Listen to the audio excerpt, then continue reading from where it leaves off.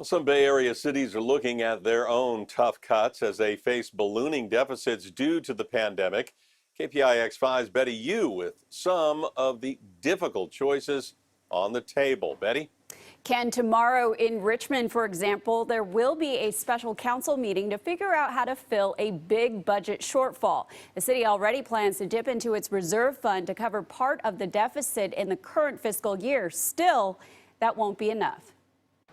The coronavirus pandemic has hit the city of Richmond with a $27 million deficit for the next fiscal year. All they want to do is don't cut my program, don't lay me off, so it's not going to be easy. There are 59 potential budget items on the table, including city furloughs, hiring freezes, and closing or reducing hours at the city's libraries. Mayor Tom Butt says public safety is the top priority for residents. There has only been one homicide in the city this year.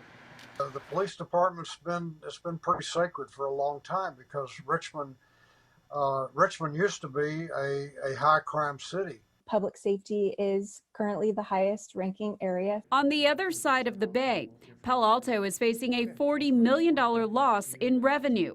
With the Stanford Shopping Center closed and only 10% of hotels occupied, the city is losing out extensively on sales and hotel taxes. It's hard because there are people who were paying, or city employees who provide services to the city, so they're going to be impacted.